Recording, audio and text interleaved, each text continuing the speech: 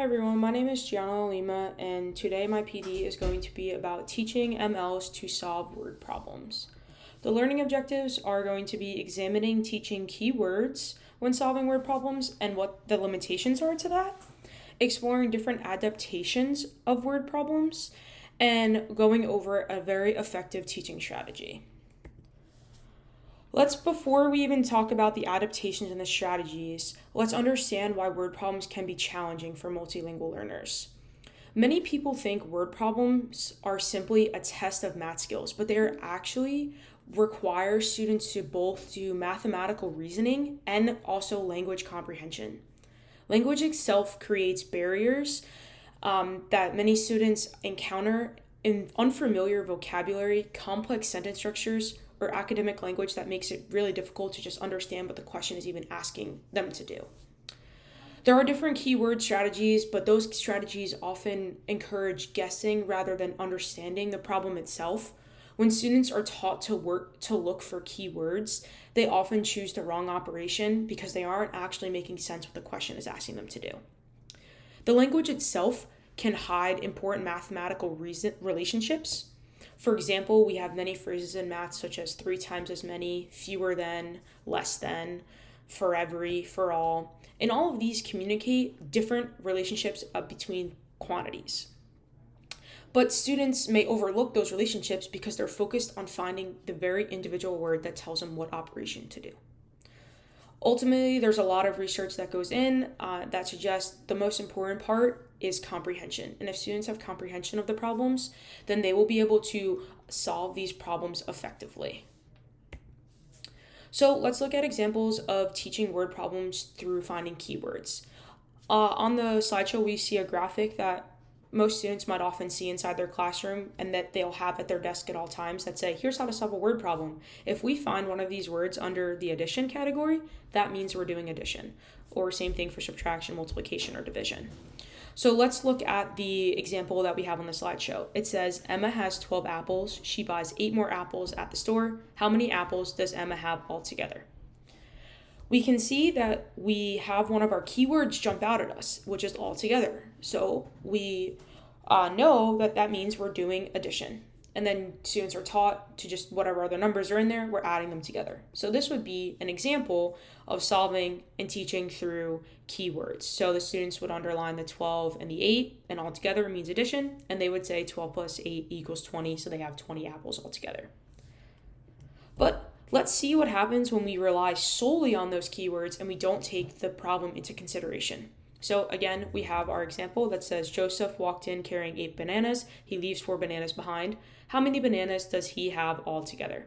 I want you to take a second, you could even pause the video, to go through and underline the numbers that we're going to combine and also our keyword and perform the operation solely based on the keywords.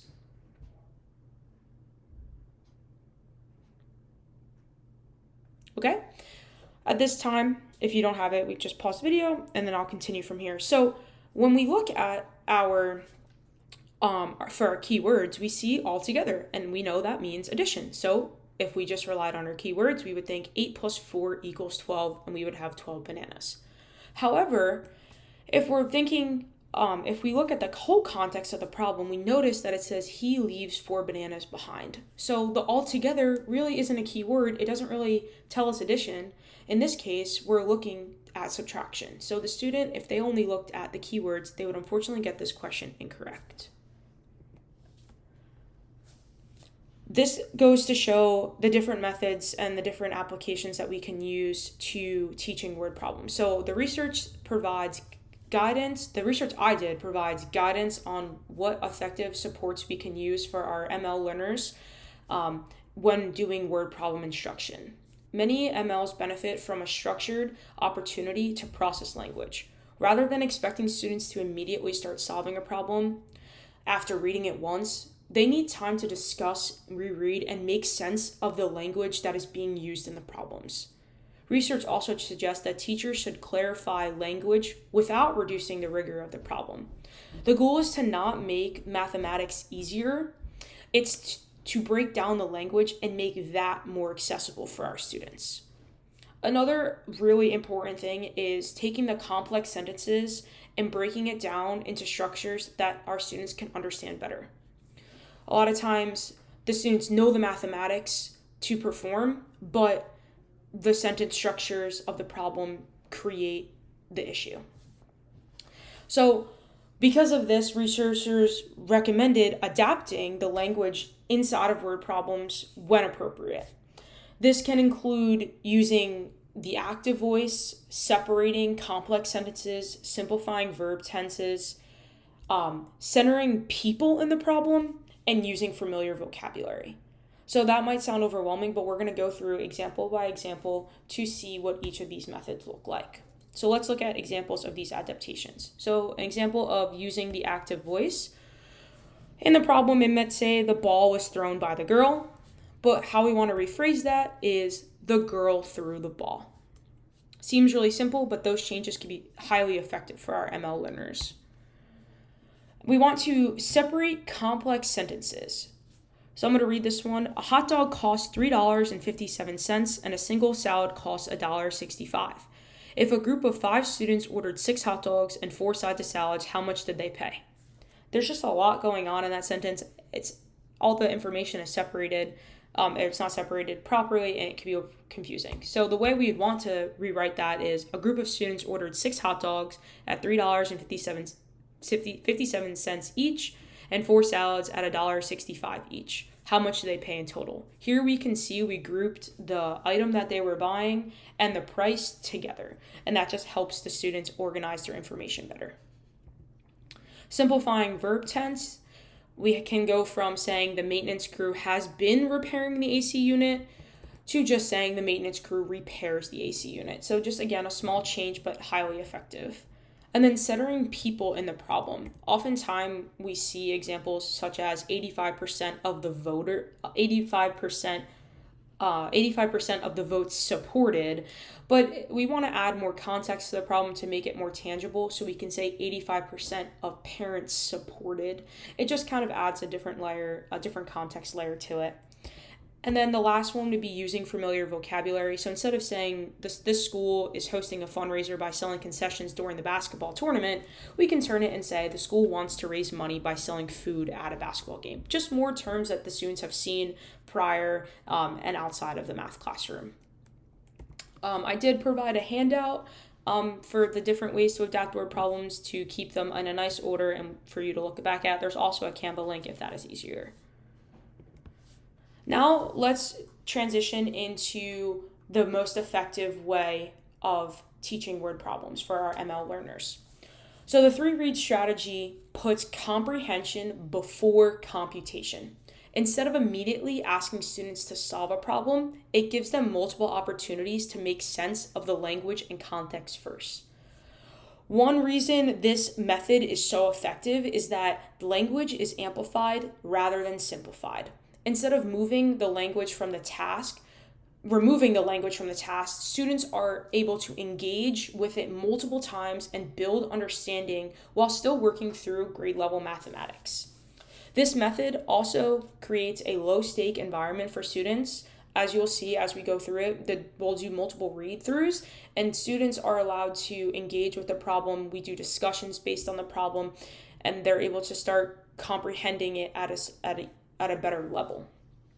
Another benefit is that it is naturally encourages collaboration. As I just stated, there's a lot of discussion based in this process, and students have the opportunity to share their observations, their questions, and hear how other students are interpreting the problem. The kind of discussion is especially valuable for our ML learners because it gives them additional opportunities to process and use and practice their academic language. Most importantly, the 3-read strategy supports authentic mathematical sense-making. Students are no longer searching for our keywords or guessing operations. Instead, they are building an understanding of the relationships within the problem and using that understanding to guide their mathematical reasoning. So, again, what is the 3-read strategy? We're going to go through and see exactly step-by-step how to use the 3-read strategy. The first time we use it, so the way the 3-read strategy works is you read the problem 3 times. So the first time you read it, we're just trying to understand the story's context. So when you present the question, instead of having the long paragraph that also states the question, we remove anything that has a question mark after it. The students are only going to be looking at the context of the problem. So the numbers, what's going on, nothing related to what they're trying to solve. While doing this step, for our ML, it's really important to bring in the visual aids. Then the second time we read it, we're trying to identify the quantities in the problem. So again, we still are showing the question without the part that is asking them to solve for something. And during this part, so after I should have stated this, the first time we read through the question, the teacher reads the question. And then, like I said, we discuss, we don't have any question involved. It's just a teacher reading it through. The second time, we do a choral read aloud. So either doing small group or whole group, depending on the class's preference. Usually in high school settings, you'll see more small group read alouds instead of the entire class reading the problem at the same time. But again, this still does not have what the students are trying to solve for. And then during this part, there's a big discussion going on about what the quantities and the problems mean, and just overall what the question is talking about. Then the third time, we are trying to reveal. First we reveal the question, and then we plan a solution strategy. So the teacher will read the question again with just the context in it, no actual solving question built in. Then once that happens, then we'll reveal the question that the students need to answer. So then we'll read the problem as a whole and start a discussion on how to solve the problem. So that may have seemed really overwhelming and confusing, but we're going to go step by step based on an actual problem, how to use the 3-read strategy. So here's our question.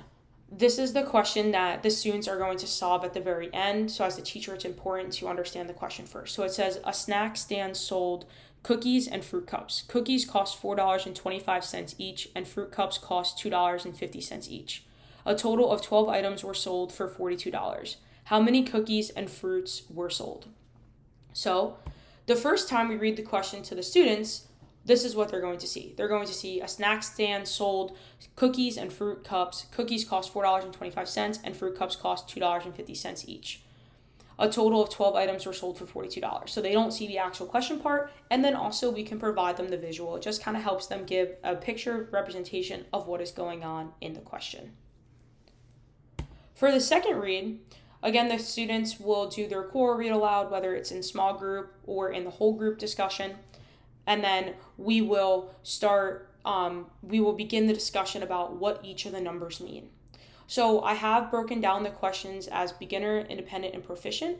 So as a teacher, you can determine what questions you would like to ask depending on your students' English language proficiencies. So for beginners, it's a little bit more direct, just stating the exact cost and asking the students if it's for the cookies or for the fruit.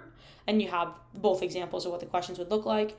And then also asking about what that total number of 12 means in the question. And then as we move to independent and proficient, it's a little less direct, and it's allowing the students to do more of the interpreting of the question. So that would be the second time we read it through.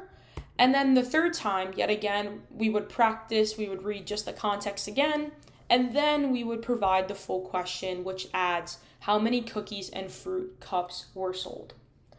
And during this time, now that the students have all of the context of the problem, they understand what each number means in the problem, we start the discussion about what solution methods we can use to solve the problem. So again, I broke down how we can approach this asking the discussion based on the students' English language proficiencies. Again, the beginner question is stating what equations could help us find the number of cookies and fruit cups sold, just kind of giving them a little bit more direction into which way they should be solving. And then as we go up the levels, it just breaks it down in a little bit of a different sense. So that would be the process you would go through for solving word problems in a class for ML students. These are the resources I used to find the adapting problems, understanding the word problems, and then understanding why teaching through keywords is not a helpful method. I want to thank you for listening and taking your time, and hopefully you learned more about how to solve word problems.